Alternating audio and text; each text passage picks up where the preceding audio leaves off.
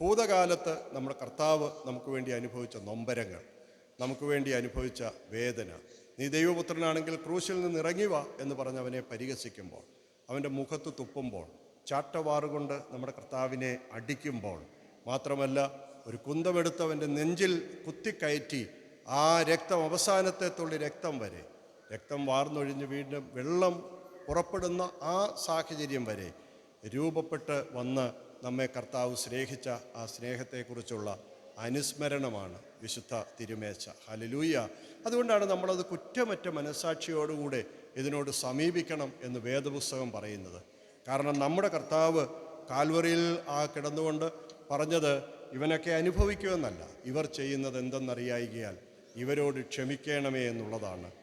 ഇതിൽ പങ്കാളികളാകുമ്പോൾ ആരും പ്രേരിപ്പിക്കാതെ നീ വഴിപാടുമായി യാഗപീഠത്തിൻ്റെ സമീപത്ത് വരുമ്പോൾ, നിൻ്റെ സഹോദരന് നിൻ്റെ നേരെ എന്തെങ്കിലും ഉണ്ടെന്ന് നിനക്ക് ഓർമ്മ വന്നാൽ, നീ വഴിപാട് മുന്നമേ നിൻ്റെ യാഗപീഠത്തിൻ്റെ സമീപത്ത് വെച്ച് പോയി നിൻ്റെ സഹോദരനോട് നിരന്നുകൊള്ളുക എന്ന് വേദപുസ്തകം പറയുമ്പോൾ, അതാരുടെയും നിർബന്ധത്താൽ നടക്കേണ്ട കാര്യമല്ലത്. ദൈവസ്നേഹം നമ്മുടെ ഹൃദയത്തിൽ നിറയുമ്പോൾ നമ്മൾ കുറ്റമറ്റ മനസ്സാക്ഷിയോടെ നമ്മുടെ കർത്താവ് നമുക്ക് വേണ്ടി അനുഭവിച്ച നൊമ്പരങ്ങളും പീഡനങ്ങളും വേദനകളും മാത്രമല്ല, എത്രയധികം ആഴമായി നമ്മുടെ കർത്താവ് നമ്മെ സ്നേഹിച്ചു എന്നതിൻ്റെ അടയാളം കൂടിയാണ്. എങ്ങനെയാണ് നമുക്കതറിയാൻ കഴിയുന്നത്? കഴിയുമെങ്കിൽ ഈ പാനപാത്രം എങ്കിൽ നിന്ന് നീക്കണമേ എന്ന് ഗദസമന തോട്ടത്തിൽ നമ്മുടെ കർത്താവ് പ്രാർത്ഥിക്കുമ്പോൾ, അവൻ്റെ രക്തം വിയർപ്പ് തുള്ളിയായി താഴെ വീഴുന്നു എന്ന് പറയുമ്പോൾ ആ ആത്മനൊമ്പരത്തിൻ്റെ ആഴം എത്ര വലുതാണ്. എന്തിനു വേണ്ടിയാണ് കർത്താവ് അത് അനുഭവിച്ചതെന്ന് ചോദിച്ചാൽ, തൻ്റെ മുമ്പിൽ വച്ചിരിക്കുന്ന സന്തോഷമോർത്ത് അവൻ അപമാനം അലക്ഷ്യമാക്കി ക്രൂശിനെ സഹിച്ചു. ഹല്ലേലൂയ. ആ സ്നേഹത്തെക്കുറിച്ചുള്ള ഓർമ്മയാണ്. മറ്റൊന്ന്, ഈ വർത്തമാന കാലത്ത് നമ്മുടെ കർത്താവിൻ്റെ മഹനീയ സാന്നിധ്യം നമ്മോടൊപ്പം ഉണ്ട് എന്നുള്ളതാണ്. ഞാനോ ലോകാവസാനത്തോളം എല്ലാ നാളും നിങ്ങളോട് കൂടെയുണ്ട്. ആമേൻ. ഹല്ലേലൂയ. അതുകൊണ്ടാണ് സങ്കീർത്തനക്കാരൻ പറയുന്നത്, കൂരിരുൾ താഴ്വരയിൽ കൂടെ നടന്നാലും ഞാനൊരനർത്ഥവും ഭയപ്പെടുകയില്ല, നീ എന്നോടുകൂടെ പോരുന്നുവല്ലോ, നിൻ്റെ വടിയും കോലും എന്നെ ആശ്വസിപ്പിക്കുന്നു. ഹല്ലേലൂയ. മറ്റൊരു കാര്യം കൂടെ ഇത് വിളിച്ചു പറയുന്നുണ്ട്. ഇത് സാക്ഷീകരിക്കുന്നവൻ എന്നോട് പറഞ്ഞത്, എഴുതുക, ഇതാ ഞാൻ വേഗം വരുന്നു. ആമേൻ. ആമേൻ. കർത്താവായ യേശുവേ, വേഗം വരേണമേ. ഹല്ലേലൂയ. മറ്റൊരു വാഗ്ദത്തം കൂടി ഇതിൻ്റെ അകത്ത് അന്തർലീനമായിരിക്കുകയാണ്. അതെന്താണ്? നമ്മുടെ പ്രാണപ്രിയനായ കർത്താവ് ഇന്ന് വരെ വന്നില്ല, എന്നാൽ നമ്മുടെ കർത്താവ് വരും. ആമേൻ. ആമേൻ. ആമേൻ. അവൻ പ്രത്യക്ഷനാകുമ്പോൾ നാം അവനെ താനിരിക്കും പോലെ തന്നെ കാണേണ്ടതാകൊണ്ട് നമ്മൾ അവനോട് സമന്മാരായിത്തീരുന്ന ഉയർപ്പിൻ്റെ സുപ്രഭാതമുണ്ട്. കാഹളം ധ്വനിക്കും, മരിച്ചവർ അക്ഷയരായി ഉയർത്തെഴുന്നേൽക്കും.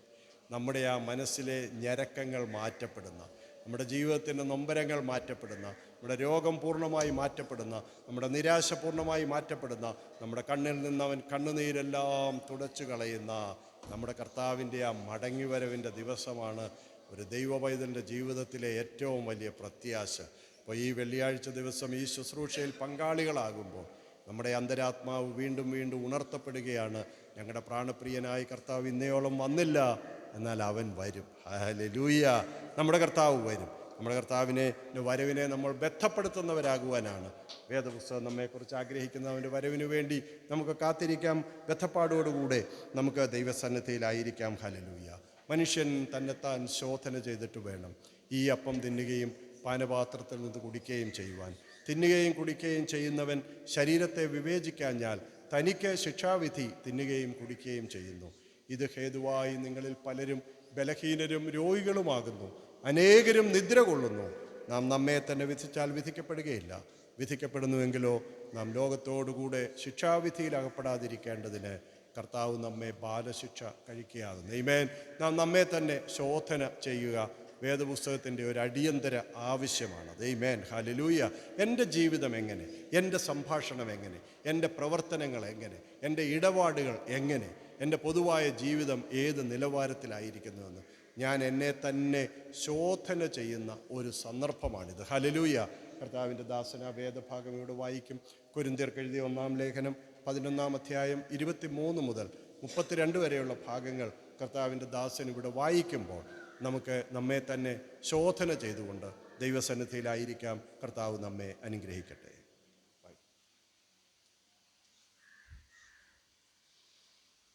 ഞാൻ കർത്താവിൽ നിന്ന് പ്രാപിക്കുകയും നിങ്ങൾക്ക് ഏൽപ്പിച്ചു തരികയും ചെയ്യുന്നതെന്നാൽ കർത്താവായ യേശുവിനെ കാണിച്ചു കൊടുത്ത രാത്രിയിൽ അവൻ അപ്പം എടുത്ത് സ്തോത്രം ചൊല്ലി നുറുക്കി, ഇത് നിങ്ങൾക്ക് വേണ്ടിയുള്ള എൻ്റെ ശരീരം, എൻ്റെ ഓർമ്മയ്ക്കായി ഇത് ചെയ്യുവീനെന്ന് പറഞ്ഞു. അവണ്ണം തന്നെ അവനെ താഴെ കഴിച്ച ശേഷം പാനപാത്രവും എടുത്തു. ഈ പാനപാത്രം എൻ്റെ രക്തത്തിൽ പുതിയ നിയമമാകുന്നു, ഇത് കുടിക്കുമ്പോഴൊക്കെയും എൻ്റെ ഓർമ്മയ്ക്കായി ചെയ്യുവീനെന്ന് പറഞ്ഞു. അങ്ങനെ നിങ്ങൾ ഈ അപ്പം തിന്നുകയും പാനപാത്രം കുടിക്കുകയും ചെയ്യുമ്പോഴൊക്കെയും കർത്താവ് വരുവോളം അവൻ്റെ മരണത്തെ പ്രസ്താവിക്കുന്നു. അതുകൊണ്ട് അയോഗ്യമായ അപ്പം തിന്നുകയോ കർത്താവിൻ്റെ പാനപാത്രം കുടിക്കുകയോ ചെയ്യുന്നവനെല്ലാം കർത്താവിൻ്റെ ശരീരവും രക്തവും സംബന്ധിച്ച് കുറ്റക്കാരാകും. മനുഷ്യർ തന്നെത്താൻ ശോധന ചെയ്തിട്ട് വേണം ഈ അപ്പം തിന്നുകയും പാനപാത്രത്തിൽ നിന്ന് കുടിക്കുകയും ചെയ്യുവാൻ. ഈ തിന്നുകയും കുടിക്കുകയും ചെയ്യുന്നവൻ ശരീരത്തെ വിവേകിക്കാഞ്ഞാൽ തനിക്ക് ശിക്ഷാപതി തിന്നുകയും കുടിക്കുകയും ചെയ്യുന്നു. ഇത് ഹേതുവായി നിങ്ങളിൽ പലരും ബലഹീനരും രോഗികളുമാകുന്നു. അനേകരും നിദ്ര കൊള്ളുന്നു. നാം നമ്മെ തന്നെ വിധിച്ചാൽ വിധിക്കപ്പെടുകയില്ല. വിധിക്കപ്പെടുന്നുവെങ്കിലോ നാം ലോകത്തോടുകൂടെ ശിക്ഷാവധിയിൽ അകപ്പെടാതിരിക്കേണ്ടതിന് കർത്താവ് നമ്മെ ബാലശിക്ഷ കഴിക്കുകയാകുന്നു. നമുക്ക് പ്രാർത്ഥനയോടുകൂടെ വീണ്ടും പ്രാർത്ഥനയോടുകൂടെ ദൈവസന്നിധിയിലായിരിക്കാം. രോഗശാന്തിക്ക് വേണ്ടി സ്ഥാപിക്കപ്പെട്ടിരിക്കുന്നതല്ല വിശുദ്ധ തിരുമേശ. എന്നാൽ ആ രോഗസൗഖ്യം ഇതിൻ്റെ അന്തർലീനമായിട്ടുണ്ട്. അവൻ്റെ അടിപ്പിണരുകളാൽ നിങ്ങൾക്ക് സൗഖ്യം വന്നിരിക്കുന്നു എന്ന് നാം തിരുവെഴുത്തിൽ വായിക്കുമ്പോൾ നമ്മുടെ എല്ലാവരുടെയും ശിക്ഷാവിധി അവൻ്റെ മേലാണ്. നമ്മുടെ സമാധാനത്തിനായുള്ള ശിക്ഷ നമ്മുടെ കർത്താവിൻ്റെ മേലായി. ഹല്ലേലൂയ. അവൻ്റെ അടിപ്പിണരുകളാൽ നമുക്ക് സൗഖ്യം വന്നിരിക്കുന്നു എന്ന് തിരുവെഴുത്ത് പറയുന്നുവെങ്കിൽ ഇതിൽ അന്തർലീനമായിരിക്കുന്ന എല്ലാ ആത്മീക അനുഗ്രഹങ്ങളും അതുപോലെ ഇന്ന് പകൽക്കാലം നമുക്ക് ലഭ്യമാകത്തക്കവണ്ണം ദൈവസന്നിധിയിൽ നമുക്ക് പ്രാർത്ഥനയോടും ഹൃദയ നുറുക്കത്തോടും കൂടെ ആയിരിക്കാം. കർത്താവ് നമ്മെ അനുഗ്രഹിക്കട്ടെ. ഈ ശുശ്രൂഷയെ കർത്താവ് അനുഗ്രഹിക്കട്ടെ. കർത്താവ് അപ്പത്തെ അനുഗ്രഹിച്ച് നൽകി തരുവാൻ നമുക്ക് ഒരുമിച്ച് ദൈവസന്നിധിയിൽ അപേക്ഷിക്കാം. കർത്താവേ, സ്നേഹവാനായ നല്ല ദൈവമേ, പരിശുദ്ധ പിതാവേ, മനോഹരമായ പകൽ വേളയ്ക്കായി കർത്താവിനെ സ്തുതിക്കുന്നു. നാഥ, ഞങ്ങളുടെ കുഞ്ഞുങ്ങളിൽ 2 പേർക്ക് ഇന്ന് പകൽക്കാലം അങ്ങയോട് ചേരുവാൻ സ്നാനമേൽക്കത്തക്കവണ്ണം കർത്താവ് ഭാഗ്യം നൽകിയത് ഓർത്ത് ഞങ്ങൾ അങ്ങയെ സ്തുതിക്കുന്നു, മഹത്വപ്പെടുത്തുന്നു. ഫേബിയെയും അവളുടെ മാതാപിതാക്കളെയും ദൈവകരങ്ങളിൽ ഫലമേൽപ്പിക്കുന്നു. ചെറിയ പ്രായത്തിൽ തന്നെ കർത്താവിനെ രക്ഷകനായി സ്വീകരിക്കത്തക്കവണ്ണം അവളെ വളർത്തിക്കൊണ്ടുവരുവാൻ കർത്താവ് അവർക്ക് കൃപ നൽകിയല്ലോ. അവളുടെ കുടുംബത്തിലുള്ള എല്ലാവരെയും ദൈവകരങ്ങളിൽ ഫലമേൽപ്പിക്കുന്നു. അവളെ പഠിപ്പിച്ച അധ്യാപകർക്കായി സ്തോത്രം, ഇവിടെ ശുശ്രൂഷിച്ച ദൈവഭൃത്യന്മാർക്കായി സ്തോത്രം. എല്ലാവരെയും കർത്താവ് അനുഗ്രഹിക്കണമേ. അതുപോലെ തന്നെ കർത്താവെ, ബ്ലെസ്സിങ്ങിനെ ദൈവകരങ്ങളിൽ ഫലമേൽപ്പിച്ച് പ്രാർത്ഥിക്കുന്നു. അവൻ്റെ മാതാപിതാക്കളും അവൻ കർത്താവെ ബാല്യത്തിൽ തന്നെ മുഖം ചുമക്കത്തക്കവണ്ണം കർത്താവ് അവനെ പ്രാപ്തനാക്കിയത് ഓർത്ത് നന്ദിയോടുകൂടെ അങ്ങയെ സ്തുതിക്കുന്നു. സഹോദരിയെ ദൈവകരങ്ങളിൽ ഫലമേൽപ്പിക്കുന്നു. കുടുംബാംഗങ്ങളെ എല്ലാം തിരുക്കരങ്ങളിൽ ഫലമേൽപ്പിച്ച് പ്രാർത്ഥിക്കുന്നു. ഇന്ന് പകൽക്കാലം ഈ ശുശ്രൂഷയിൽ പങ്കാളികളാകുവാൻ കർത്താവ് അവസരവും ഭാഗ്യവും നൽകിയത് ഓർത്ത് ഞങ്ങൾ അങ്ങയെ സ്തുതിക്കുന്നു, മഹത്വപ്പെടുത്തുന്നു. കർത്താവെ, ചമ്മത്തുമുക്ക് സഭയിൽ നിന്ന് കടന്നു വന്ന എല്ലാ പ്രിയപ്പെട്ടവരെയും ദൈവകരങ്ങളിൽ ഫലമേൽപ്പിച്ച് പ്രാർത്ഥിക്കുന്നു. ഭഗവതിപ്പടി സഭയിലുള്ള എല്ലാ വിശുദ്ധന്മാരെയും ദൈവകരങ്ങളിൽ ഫലമേൽപ്പിച്ച് പ്രാർത്ഥിക്കുന്നു. ഇന്ന് പകൽക്കാലം അടിയങ്ങൾക്ക് പ്രകാരം ഒരുമിച്ചായിരിക്കാൻ അവിടുന്ന് കൃപ പകർന്നല്ലോ നാഥ. അവിടുത്തെ ദിവ്യ നന്മകൾക്കും കൃപകൾക്കുമായി ഞങ്ങൾ അങ്ങയെ സ്തുതിക്കുന്നു, മഹത്വപ്പെടുത്തുന്നു. ഇന്ന് പകൽക്കാലം ഈ മേശമേൽ ശുശ്രൂഷിപ്പാൻ അവിടുത്തെ ഭൃത്യന്മാരായ അടിയങ്ങളെ കർത്താവ് ബലപ്പെടുത്തണമേ, ശക്തീകരിക്കണമേ, രക്തം കൊണ്ട് കഴുകി വിശുദ്ധീകരിക്കണമേ. കുറ്റമറ്റ മനസാക്ഷിയോടുകൂടെ ഇതിൽ പങ്കാളികളായി അനുഗ്രഹിക്കപ്പെടുവാൻ കർത്താവ് കൃപ ചെയ്യണമേ. അവിടുത്തെ ജനത്തെ പൊന്നുകരങ്ങളിൽ ഫലമേൽപ്പിക്കുന്നു. തങ്കച്ചോരയാൽ അവിടുന്ന് കഴുകുമാറാകണമെന്ന് അടിയങ്ങൾ അവിടുത്തെ അപേക്ഷിക്കുന്ന കർത്താവേ, ഹല്ലേലൂയ. ദൈവത്തിന്റെ എല്ലാ സ്നേഹത്തിനും കരുതലിനുമായി ഞങ്ങൾ വീണ്ടും നന്ദിയോടുകൂടെ അങ്ങയെ സ്തുതിക്കുന്നു, മഹത്വപ്പെടുത്തുന്നു. അതാ ഇന്ന് പകൽക്കാലം ഈ ശുശ്രൂഷയിൽ ഞങ്ങൾ പങ്കാളികളാകുമ്പോൾ ഇത് വാക്കും ഭാഷണവും കൂടാതെ ഞങ്ങളെ വിളിച്ചറിയിക്കുന്ന ഒരു യാഥാർത്ഥ്യമുണ്ട്. ഹല്ലേലൂയ. സ്വർഗത്തിൽ സൂക്ഷിക്കപ്പെട്ടിരുന്ന ആ ഗോതമ്പുമണിയായ കർത്താവ് കാൽവരിയാകുന്ന ചക്കിൽ ഞങ്ങൾക്ക് വേണ്ടി പൊടിക്കപ്പെട്ട് ജീവന്റെ അപ്പമായി അടിയങ്ങൾക്ക് വേണ്ടി ഞാൻ ജീവന്റെ അപ്പമാകുന്നു, എന്നെ തിന്നുന്നവൻ എൻ മൂലം ജീവിക്കും എന്നത്തെ വചനത്തിലെ വാഗ്ദത്തത്തിനായി ഞങ്ങൾ അങ്ങയെ സ്തുതിക്കുന്നു. ഞങ്ങളെ കർത്താവ് സ്നേഹിച്ച ആ സ്നേഹം, കരുതൽ എല്ലാത്തിനായിട്ട് ഞങ്ങൾ അങ്ങയെ സ്തുതിക്കുന്നു. കാൽവറിയിലും കർത്താവെ ആ യാത്രയിലും അവിടുന്ന് അനുഭവിച്ച നൊമ്പരങ്ങൾ, നിന്ന വേദന എല്ലാത്തിനായിട്ട് ഞങ്ങൾ കർത്താവേ, ഹല്ലേലൂയ. എല്ലാ ദിവ്യ നടത്തിപ്പുകൾക്കായും അടിയങ്ങൾ ഒരുമിച്ച് കർത്താവിന് സ്തുതിയും സ്തോത്രവും ആരാധനയും പുകഴ്ചയും അർപ്പിക്കുന്നു നാഥ. സ്തോത്രം ചെയ്യുന്നു കർത്താവേ. ഈ അപ്പത്തിനായി അടിയങ്ങൾ അങ്ങയെ വാഴ്ത്തുന്നു. ഇതടിയങ്ങൾക്ക് അനുഗ്രഹിച്ച് നൽകണമേ. യേശുവിൻ നാമത്തിൽ ഉപേക്ഷിക്കുന്നു. കൃപയോടെ കേൾക്കുമാറാകണമേ. മാക്സലേ.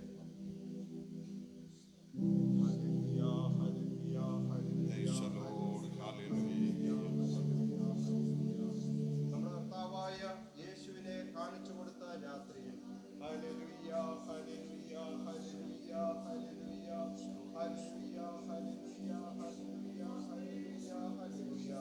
അവനപ്പം എടുത്ത് സ്തോത്രം ചൊല്ലി കൊടുത്തി. ഇത് നിങ്ങൾക്ക് വേണ്ടി നുറുക്കപ്പെടുന്ന എന്റെ ശരീരമാകുന്നു. ഇതിൽ നിന്ന് ഭക്ഷിക്കുമ്പോഴൊക്കെയും എന്റെ ഓർമ്മയ്ക്കായി ചെയ്യുമെന്ന് കൽപ്പിച്ചു. Hallelujah, hallelujah, hallelujah, hallelujah, hallelujah, hallelujah, hallelujah. നാം നുറുക്കുന്ന ഈ അപ്പം ക്രിസ്തുവിന്റെ ശരീരത്തിന്റെ കൂട്ടായ്മയല്ലയോ?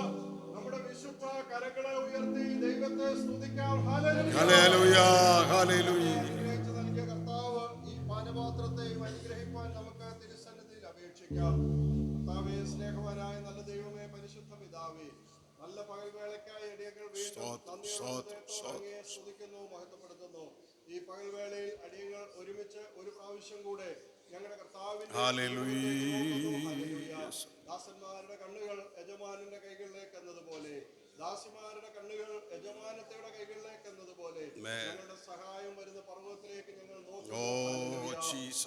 ഞങ്ങളുടെ നായകനും നടത്തിപ്പുകാരനുമായി ഞങ്ങളോടൊപ്പമുള്ളതോർത്ത്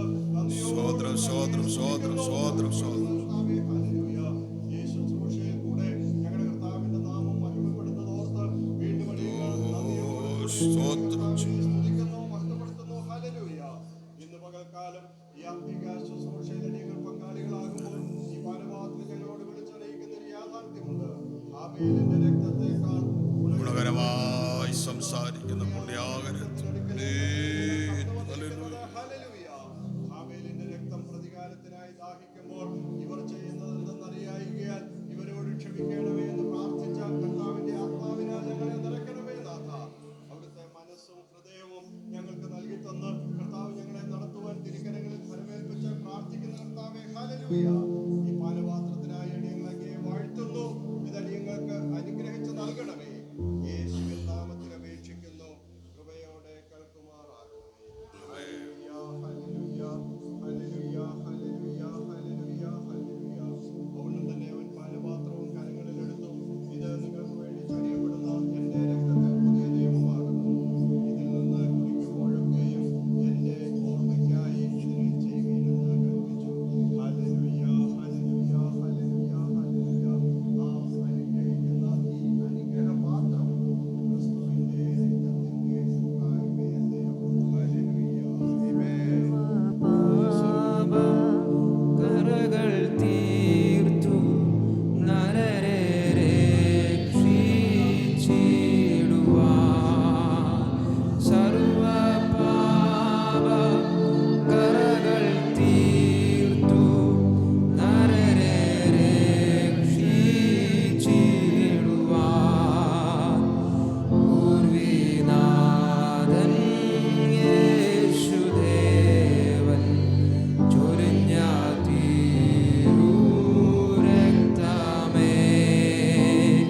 പൂർവിനാഥൻ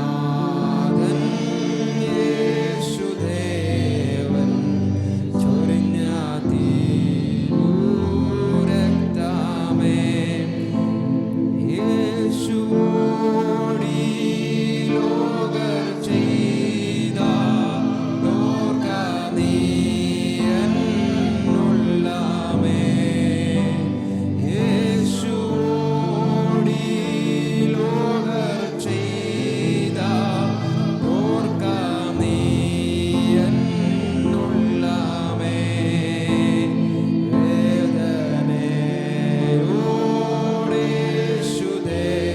വേദനയോടേശുദേവൻ ചൊരിഞ്ഞ തിരുരക്തമേ.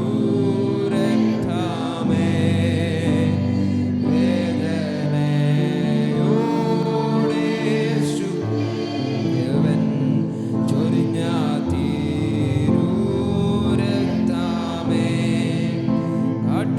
കാട്ടുചെന്നായി കൂട്ടമായോരാടിനെ